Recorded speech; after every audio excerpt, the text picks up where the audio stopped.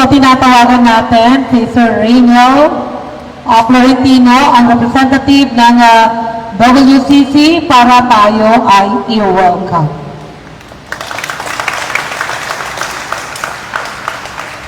Hello po. Magandang umaga po sa lahat. Una-una, bigyan naman natin ng isang masigabong palakpakan ang radyo natin Gimba. Maraming salamat po dahil sa pag-organize ng mga ganitong klaseng event. Bago po ang lahat, palakpakan po natin ang mga students mula sa Bartolome Sanggalang National High School. Yan. Mga students po natin mula sa Bloom. Mga students natin mula sa Catman, sa CRT. At of course, ang mga world citizens. Yan, magandang umaga po sa lahat. Ito lang po ang nais sabihin ng aming mahal na campus manager na si Ma'am Franz Cheleb Esquivel. Ang pagkakataong ito ay hindi lamang isang pagsasama, kundi isang paalala ng ating tungkulin bilang mga Pilipino na nagmamalasakit sa ating bayan, sa ating kapaligiran at sa ating mga susunod na henerasyon.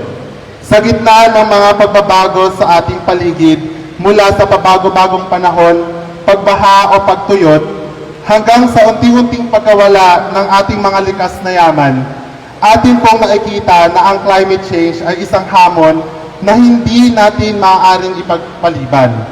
Ito ay narito na at nararamdaman ng bawat isa sa atin, lalo na ng mga pinaka-nangangailangan sa ating lipunan. Kaya naman, bilang isang institusyon na tunay na nagmamahal sa bayan, ang WCC ay buong pusong nakikiisa sa hangarin na magbigay linaw, magbigay ambag ng solusyon at magsilbing gabay sa ating komunidad sa harap ng mga hamon sa climate change.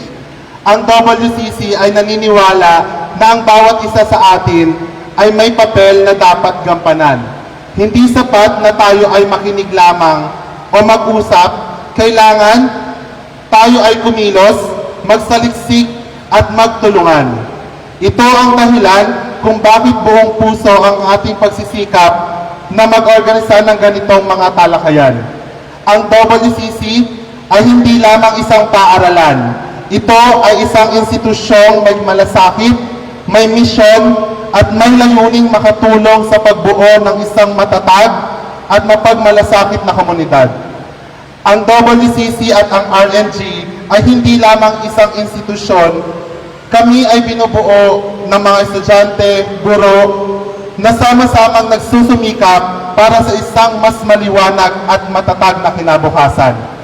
Dito sa WCC, katulong ang RNG, ang serbisyo sa bayan ay hindi lamang pangarap. Ito ay isang layunin na aming isinasabuhay araw-araw. Sabi nga namin sa WCC, we are called upon to serve and to care. Kami ay puno ng malasakit at handang magsakripisyo upang makatulong sa aming kapwa.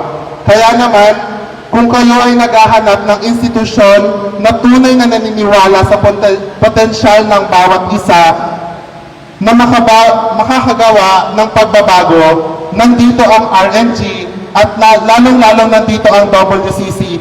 Inaanyayahan namin kayo upang maging bahagi ng aming institusyon. Ngayong araw, sana'y magdulot ito sa atin ng inspirasyon na mag-isip ng mas malalim at kumilos ng mas matapang. Hindi ito tungkol sa kanino mang individual, kundi sa ating lahat. Magkakaisa para sa mas magandang bukas at mas magandang komunidad.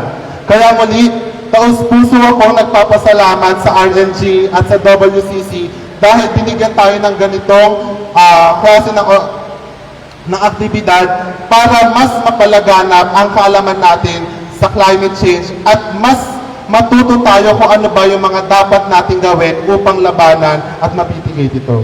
Yun lang po at maraming salamat. Maraming salamat, Sir Rainiel. Tatlong bagsak ka para kay Sir Rainiel ng WCC.